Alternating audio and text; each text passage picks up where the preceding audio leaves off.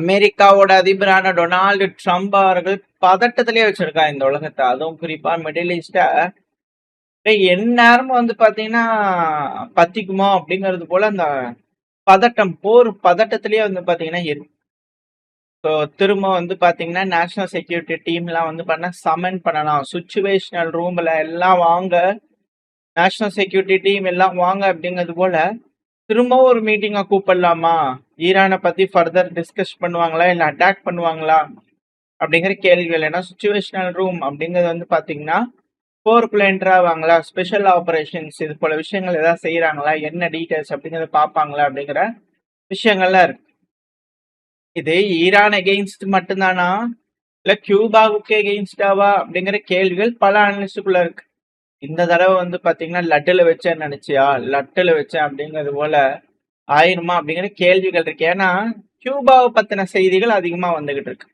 சமீபத்துல கூட பாத்தீங்கன்னா சிஐஏவோட ஏஜென்ட் கியூபாக்கு போயிருந்தாங்க. கியூபால பேச்சுவார்த்தைகள்லாம் நடந்துச்சு, அது ஒரு விஷயம்.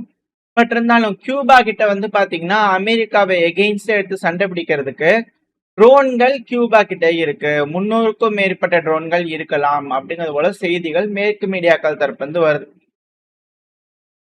சரி, அந்த 300 ட்ரோன்களை வச்சு அமெரிக்கன் டெரிட்டரி அடிப்பாங்கன்னா வாய்ப்பு இருக்கு. பட் இருந்தாலும் கியூபா காந்தமோ பேஸ் இருக்கு இல்லையா, அமெரிக்கா பேஸ், அதையவே குறி வச்சு அடிக்கிறதுக்கு வாய்ப்புகள் அதிகம் அப்படிங்கள சொல்றாங்க. ஏன்னா அவங்க நாட்டுக்குள்ளேயே பாத்தீங்கன்னா அமெரிக்காவுக்கு இடம் கொடுத்துட்டு இல்லை ஆம்பிபிஎஸ் லேண்டிங் பண்ணோம் அது பண்ணோம்னா தேவையே இல்லை. அந்த நேவல் பேஸ் அங்க இருக்கு, அந்த பேஸ் அது பண்ணாலே போதும். அது மட்டும் இல்லாம ஜிராட் கோடு வேற பாத்தீங்கன்னா திருப்பி ரிட்டர்ன் போயிருக்கு. ஸோ அமெரிக்காவுக்கு போயிருக்கு இல்லையா, ஸோ அந்த கப்பல்கள் திரும்ப பாத்தீங்கன்னா இந்த சைட்ல ஏதோ ஒரு அட்டாக் நடக்குமா அப்படின்ற கேள்விகள்லாம் இருக்கு. ஸோ ஏன் இந்த பதட்டம் இங்க கியூபால இப்ப அதிகரிக்குது அப்படின்னா, ரெண்டு உலகத்தோட மிகப்பெரிய ஷிப்பிங் கம்பெனி அப்படின்னு சொல்லக்கூடிய ஹப்பாக் லாய்டு, அதுக்கப்புறம் சிஜிஎம் அப்படிங்கிற கம்பெனிகள் பாத்தீங்கன்னா கியூபாக்கு டெலிவரி பண்ணக்கூடிய எல்லா புக்கிங்கையும் கேன்சல் அப்படின்னு சொல்லிக்கிறாங்க. ரெண்டாவது, கியூபாக்கு செல்ஃப் டிஃபென்ஸ் பண்ணக்கூடிய எல்லா உரிமைகளும் இருக்கு அப்படிங்கிற செய்திகள் வந்துகிட்டு இருக்கு.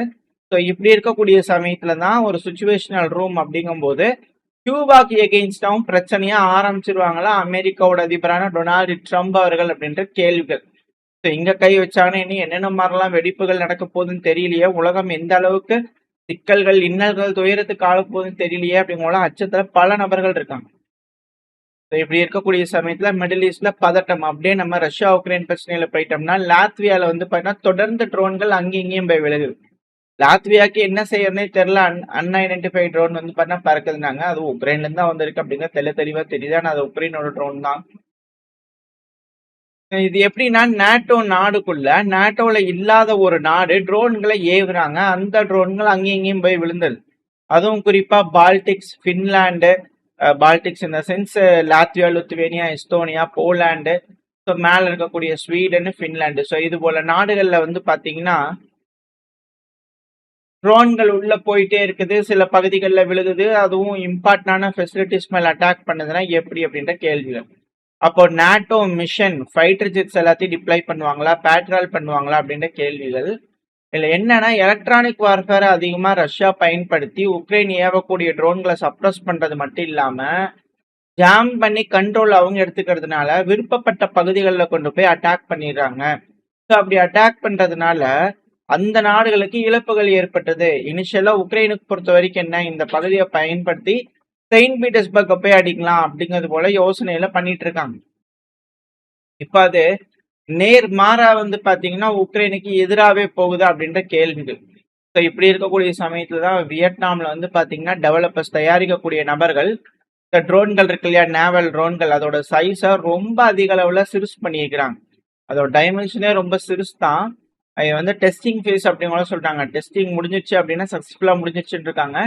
ஸோ ட்ரெடிஷ்னலா என்ன சைஸ் இருக்குமோ அந்த சைஸுக்கு இதை மாற்றி அமைக்கப்படும் அப்படிங்கிற சொன்னாலும் இந்த இந்த ட்ரோனை அப்படியே உருவாக்குறதுக்கான பாசிபிலிட்டியும் இருக்கு. டெமான்ஸ்ட்ரேட் பண்ணக்கூடிய மாடலையே அது உருவாக்கக்கூடிய மாஸ் ப்ரொடக்ஷன் போகக்கூடிய வாய்ப்புகள் இருக்கு. ஏன்னா ஸ்டாண்டர்ட் சைஸ் அப்படின்னு வரும்போது கொஞ்சம் பெரிய சைஸ்னாலே காசு அதிகம். இதே குட்டி சைஸ் அப்படின்னா காசு ரொம்ப ரொம்ப கம்மி, அதிகப்படியான நம்பர்ஸை செஞ்சிடலாம். ஸோ அதுக்கே ஒரு குவாலிட்டி வந்துடும். இது போல பல்வேறு விஷயங்கள் இருக்கு. தயாரிக்கக்கூடிய ட்ரோனோட காஸ்ட்ங்கிறது ரொம்ப கம்மியாயிருக்கு. ஸோ இது போல விஷயங்கள் இருக்கிறதுனால, அமெரிக்காவோட சகாக்கள் மத்த நாடுகள் கிட்ட போறாங்க அப்படின்னா, அது சிக்கலா மாறும். ஸோ அதுதான் வந்து பார்த்தீங்கன்னா, இப்ப இந்த வியட்நாமீஸ் வந்து பண்ண ட்ரை பண்றாங்களா? ஏன்னா முன்னாடிலாம் வந்து பார்த்தீங்கன்னா, ஆம்பிபியஸ் லேண்டிங் அப்படிங்கிறது போல வருவாங்க. வந்தாங்க அப்படின்னா சின்ன சின்ன படகுகள் தான் வருவாங்க. இது போல குட்டி சைஸ் ட்ரோன்கள் நெறைய இருந்ததுன்னா, போய் அட்டாக் பண்ணாங்கன்னா, இழப்புகள் பெருமளவுல இருக்கும் இல்லையா? அதனால அல்ட்ரா ஸ்மால் ட்ரோனை வந்து பார்த்தீங்கன்னா, உருவாக்கக்கூடிய வேலைகள பல நபர்கள் இறங்கியிருக்காங்க அப்படிங்கிறத மாற்று கருத்து இல்ல. இது நல்ல விஷயத்துக்கு பயன்படுத்தினா வரவேற்கத்தக்க வேண்டிய விஷயம். அப்படி இல்லன்னா, மிக மோசமா நம்ம அரசாங்கம் பாதிக்கப்படும் அப்படிங்கிறத மாற்று கருத்துல நம்மளும் சேர்த்து தான். ஸோ என்ன நடக்க போகுதுன்னு பார்க்கலாம். இதுல என்னன்னா, இந்த ட்ரோன்கள், இந்த சர்ஃபேஸ் வெசல் அப்படிங்கிறதுனால, உக்ரைன்ல வந்து பார்த்தீங்கன்னா, இந்த சி பேபி ட்ரோன்கள் கடந்த சில நாட்களா ஹெவியா வந்து பார்த்தீங்கன்னா பிரசன்ஸ் இருக்கு. ஸோ அதுக்கு ரஷ்யாவோட FPV ஃபைபர் ஆப்டிக்ஸ் ட்ரோன் வந்து பார்த்தீங்கன்னா, பெருமளவுல ரெஸ்பாண்ட் பண்ணிக்கிட்டு இருக்கு. ஸோ ஹெவியா வந்து பார்த்தீங்கன்னா, இருதரப்புலயும் மாறி மாறி அட்டாக் பண்ணிக்கிட்டே இருக்கிறாங்க. இதுல under water unmanned surface vessel அப்படிங்கிறது மிதந்துகிட்டே இருக்கும். ஆள் இல்லா ஒரு கப்பல், சின்ன கப்பல். ஸோ இன்கேஸ் யாராவது போய் அதை நிப்பாட்டணும்னு நினைக்கிறாங்கன்னா, அது வெடிச்சிடும். ஸோ அதான் இதுல இருக்கக்கூடிய ஒரு பாயிண்ட். ஸோ கருங்கடல்ல வந்து பார்த்தீங்கன்னா, இதுக்கு முன்னாடி இது போல ட்ரோன்கள்லாம் மிசைல் இருக்கிற மாதிரி இருந்தது. இப்போ ஃப்ளேம் த்ரோவர் இருக்கிற மாதிரி ட்ரோன்கள் லான்ச் பண்ற மாதிரியான விஷயங்கள் மாறி இருக்கு. ஸோ எப்படி இந்த ரிலேஷன்ஷிப் எடுத்துட்டு போறாங்க, என்ன மாதிரியான பேச்சுவார்த்தைகள் நடக்குதுன்னு பார்க்கலாம். இதுல ரஷ்யாவோட விமானம் Su-57 multi role fighter aircraft. அது வந்து பாத்தீங்கன்னா ரஷ்யாவோட மிக முக்கியமான பகுதி. ரஷ்யாவோட வடமேற்கு பகுதிகளில் வந்து பாத்தீங்கன்னா இது போல விஷயங்கள் நடந்திருக்கு அப்படிங்கிற செய்திகள் வந்துகிட்டு இருக்கு. ஸோ ரஷ்யா அடுத்த கட்ட தொழில்நுட்ப வளர்ச்சி நோக்கி போயிட்டு இருக்காங்க. அவங்களோட ஃபைட்டர் ஜெட்ஸ் எல்லாத்தையும் வந்து பார்த்தா அதிநவீனமயமாக்கிட்டு இருக்காங்க. ஸோ அவங்களும் வந்து பார்த்தா போருக்கு ரெடி ஆயிட்டு இருக்காங்க. காரணம் என்னன்னா உக்ரைனோட தாக்குதல். ஸோ உக்ரைனோட தாக்குதல்னால இந்தியாவை சேர்ந்த வேலை செஞ்சுட்டு இருக்கக்கூடிய நபர்கள் உயிரிழந்திருக்காங்க அப்படிங்கிற செய்திகள் வந்திருக்கு. இதுல மாஸ்கோ ரீஜன்ல இருந்து 3, அதுக்கப்புறம் யாரு என்னன்னே தெரியாம 1 அப்படிங்கிற செய்திகள் வருது. ஸோ இதுல இருந்து என்ன தெரிஞ்சுக்கலாம் அப்படின்னா, உக்ரைன் ரஷ்யா அடிக்கிறாங்க, ரஷ்யா உக்ரைன் அடிக்கிறாங்க. ஹெவியா அட்டாக் நடக்குது. இதுல வந்து பாத்தீங்கன்னா ஒடசா பையில ரஷ்யா ஹெவியா அட்டாக் பண்ணிக்கிறாங்க. அட் த சேம் டைம் ரஷ்யாக்குள்ளேயே ஹெவியா அட்டாக் நடக்குது. 600 ட்ரோன், 700 ட்ரோன், அது போல ட்ரோன்கள் மாறி மாறி வந்துகிட்டு இருக்கு. ஸோ இப்படி இருக்கக்கூடிய சமயத்துல உயிர் சேதம் அப்படிங்கிறது ரொம்ப ரொம்ப உற்று கவனிக்கக்கூடிய ஒரு விஷயம். பல நாடுகளும் பண்ணுவாங்க. ஏன்னா அவங்க சிட்டிசன் சேஃபா இருக்கிறாங்களா இல்லையா அப்படின்னு பார்க்கக்கூடிய ஒரு தருணம் அது. ஸோ இப்படி இருக்கக்கூடிய சமயத்துல உக்ரைன்ல வந்து பார்த்தீங்கன்னா ஏர்போர்ட் இல்லைன்னா எப்படி டேக் ஆஃப் பண்ணுவாங்க விமானங்கள் அப்படின்ற கேள்விகள்.